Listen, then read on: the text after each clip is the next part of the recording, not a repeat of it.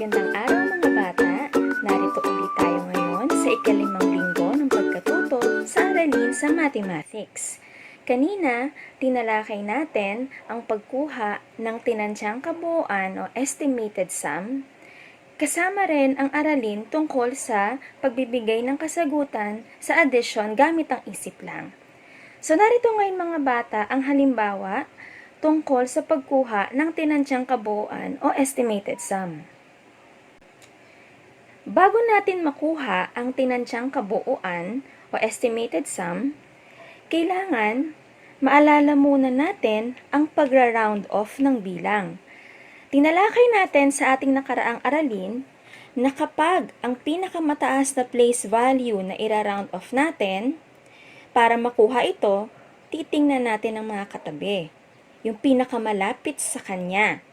So, kung ang pinakamataas na place value mo ay thousands, ang pinakamalapit na place value nito or nearest sa thousands ay yung hundreds. Kapag ang hundreds o yung katabi nito ay 0, 1, 2, 3, at 4, yung pinakamataas na place value, hindi dadagdagan ng isa. Pero, kapag ang ira-round off na pinakamataas na place value, ang katabi niya ay 5, 6, 7, 8, at 9, yung pinakamataas na place value ay dadagdagan naman natin ng isa. Ngayon, tingnan natin ang addition sentence na nakikita niyo sa whiteboard. Meron tayong 1,785 plus o idadagdag sa 3,462. Kapag sinabing kunin ang tinansyang kabuuan, hindi natin ipa-plus ang addition sentence na to. Kukunin natin ang estimated sum sa paraan ng pagra-round off muna ng addends. So, ito ang pinakamataas sa place value natin. Si 1,000 at si 3,000. Dahil ang place value ng dalawang yan ay nasa 1,000. Ngayon, tingnan nyo ang katabi ng 1. Ang katabi nito ay 7 at ito si 7. Kapag ang katabi ay 7 o 5, 6, 7, 8, at 9, nasaan yan? Nasa hindi magdadagdag o magdadagdag? Kung ang sagot mo ay magdadagdag, tama ka. Kaya si 1 ay magiging 2. Bakit 2? Kasi ang katabi niya ay 7. 1 plus 1 ay 2. Anong mangyayari kay 785? Yan tatlong digit na yan ay gagawin na lang nating 0. Kaya, ang bilang na 1,785, pag ni-round off natin sa pinakamataas na place value, ang sagot ay 2,000. Puntahan naman natin ngayon ang pangalawang addends. 3,000 ang pinakamataas na place value natin. Ang katabi naman niya ay 4. Ito ngayon si 4. Nasaan ang digit na 4?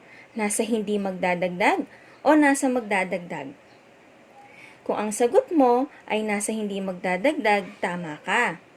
Ibig sabihin, yung pinakamataas sa place value, hindi mo na dadagdagan. Kokopyahin lang natin.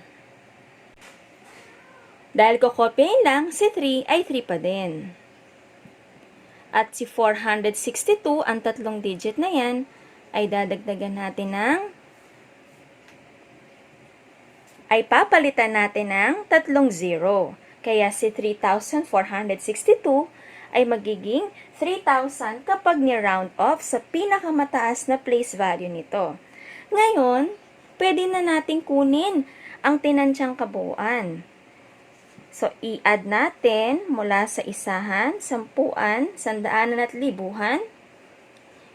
Ngayon, ang 5,000 o 5,000 ang ating estimated sum o tinansyang kabuuan. O, ganyan natin kadaling kinukuha ang estimated sum. Hindi natin kukunin yung eksaktong sagot bawat place value. Tandaan, i-round off muna sa pinakamataas na place value. Subukan ko nga kung nakuha mo na ang halimbawang binigay ko sa ipapakita kong kasunod na addition sentence. Narito naman ngayon mga bata ang isang halimbawa ulit ng pagkuha ng tinansyang kabuuan. Pero sa pagkakataong to, ikaw muna ang pauunahin kong sumagot. Kunin natin ang tinansyang kabuuan ng 7,045 at idadagdag sa 999. Tandaan, ira-round off muna natin sa pinakamataas na place value. So, ang addends na to, 7,000 pinakamataas sa place value niya kasi nasa libuhan. Pero ang pangalawang addends na to, dahil wala namang libuhan dyan, ang pinakamataas ay 100, kaya yan ang kanyang ira-round off natin. Ngayon, tingnan sa pinakamalapit na place value para ma-round off natin ang 7,000 at 900. Subukan mo nga kunin ang rounded off ng dalawang addends na to. Tandaan, kapag ang katabi ay 0, 1, 2, 3, 4 ng ira-round off natin na place value, hindi mo na babaguhin, kokopyahin lang. Pero, kapag ang ira-round off nating place value, ang katabi niya ay 5, 6, 7, 8, at 9, dadagdagan mo ng isa, yung pinakamataas na place value na yon. O ngayon, subukan mo ng kunin ang kabuuan na round off ng dalawang yan. O ngayon, subukan mo ng i-round off ang mga addends na to.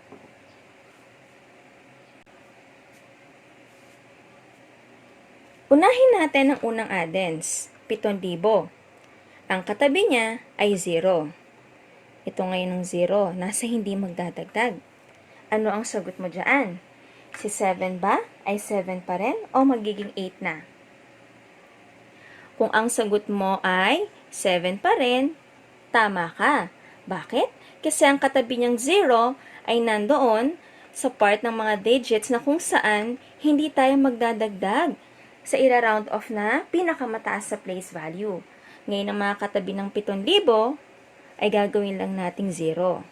Kaya ang number na to, malapit siya sa 7,000. Punta naman tayo sa 999. Itong nasa sandaanan natin, ang pinakamalapit sa kanya ay 10 at ang digit na yon ay 9. At ang 9 ay nasa magdadagdag dapat ng isa. O anong mangyayari ngayon dito sa pinakamataas na place value natin? 9 pa rin ba? O magiging 10 na? Kung ang sagot mo ay 10, tama ka. Bakit siya naging 10 o nadagdagan ng isa? Dahil ang katabi niya ay 9 at ito ay kabilang sa dapat dagdagan ng isa ang pinakamataas na place value.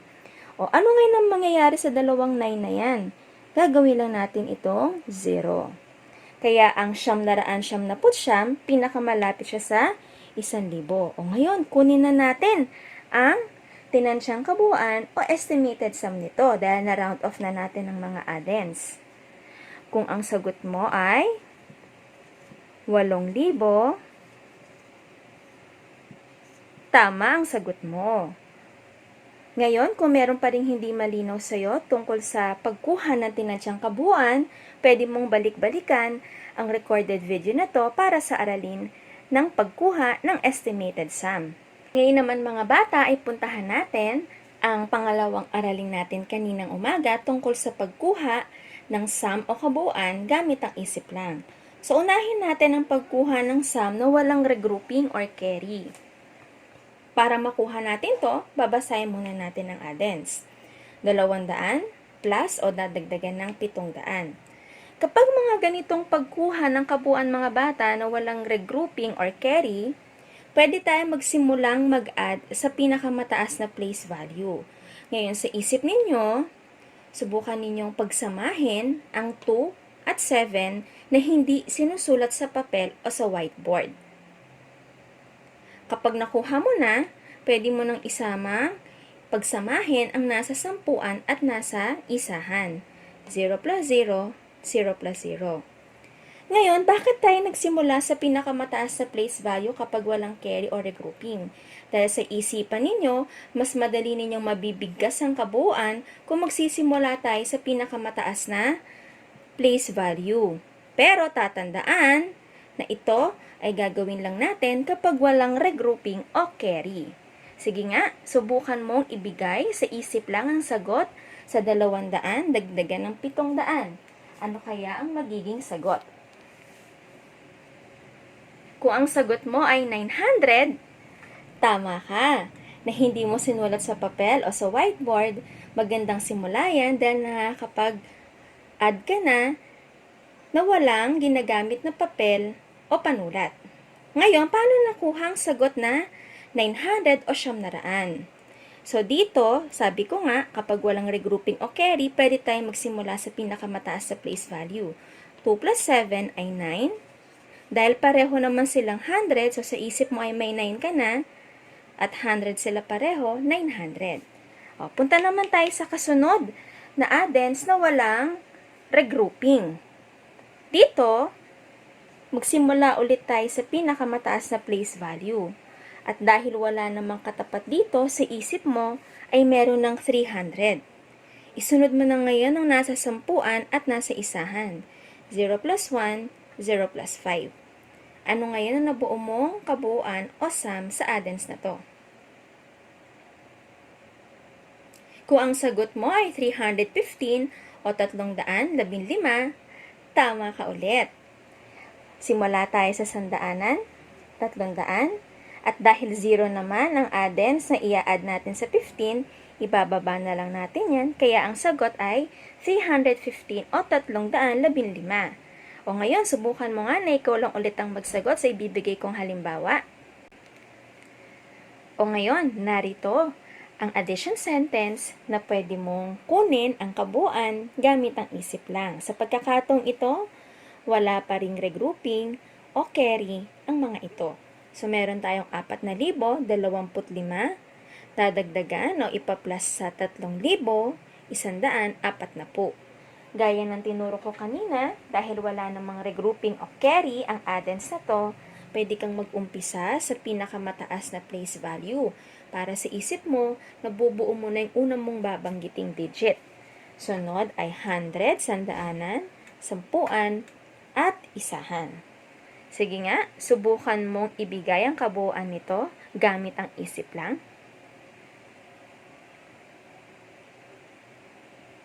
Kung ang sagot mo ay 7,165, tama ka. Dito, mas madaling maibibigay ang kabuuan kung mag-uumpisa tayo sa pinakamataas na place value dahil wala naman siyang regrouping. Ngayon, subukan naman natin ang may regrouping.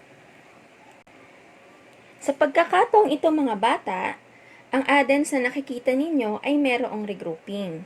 At dahil may regrouping or carry, hindi tayo magsisimula sa pinakamataas sa place value. Susundin natin ang pagsisimula sa isahan. 8, dagdagan o plus 7, ano kaya ang magiging sagot nito? Ngayon, ang digit na yan ay may carry. Kaya, habang iniisip ninyo ang sagot sa 8 plus 7, isipin mo na merong digit dito sa baba at meron din sa taas. O, ang 8 plus 7 ay 15. So, meron ka ng isahan na 5. At yung isa, para sa 15, ikikerry mo na sa taas ng 10. Huwag kalimutan na isama yung naka-carry or naka-regroup sa ipa-plus mo sa 1 at sa 6. Ano ngayon na makukuha ang sagot doon? At dahil wala namang carry, ang kasunod na sagot sa 10, tayo ngayon ay lilipat na sa sandaanan, 3 plus 2. O ngayon, ano ang makukuha nating kabuuan dito?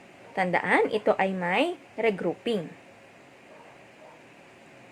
Kung ang sagot mo ay 585, tama ka. Dahil ang 8 plus 7 ay 15 o 15, carry 1 sa kasunod na place value. 1 plus 1 plus 6 ay 8. Wala namang carry or regroup ang sagot na yan. Kaya sa sandaanan, 3 plus 2 ay 500 o 500. Kaya ang kabuuang sagot nito ay 585. So dito, mas mahahasa ang iyong kaisipan sa pag-a-add gamit ang isip lamang. O, sa huling pagkakataon, magbibigay ulit ako ng halimbawa, subukan mong ibigay ang kabuuan gamit ang isip lang. Narito mga bata ang huling halimbawa ko sa pagkuha ng kabuuan gamit ang isip lang. 724 idagdag sa o plus 185. Dahil ito ay may regrouping sa sampuan, susundin natin ang wastong paraan ng pagkuha ng kabuuan simula sa isahan. So sa isip mo, ano ang 4 plus 5? Ngayon tutungo tayo sa 2 plus 8. Ito ay may regrouping. So meron kang ilalagay na digit sa baba at ikikerry mo o ire-regroup yung katabing digit nito sa sandaanan. Huwag kalimutan na isama sa kabuuan yon dito sa 7 plus 1. Ano kaya ang kabuuan nito? Ngayon, kung ang sagot mo ay 900 at 9, tama ka ulit. Bakit? Subukan natin kunin. Ang 5 plus 4 ay 9. Ang 2 plus 8 ay 10. Hindi pa natin pwedeng ibaba pareho kasi may kasunod pa. Kaya ire-regroup natin o ikikerry sa sandaanan. At ang 1 plus 7 plus 1 ay 9. Kaya ang kabuuan natin ay 900 at 9. At kung yan ang nakuha mong sagot, very good ka. So dahil dyan, meron kang star para kay teacher at happy si teacher dahil pinanood mo ang instructional video na to. At kung meron ka ulit na hindi mo unawaan, pwede mong balikan para mas higit mong maintindihan ito.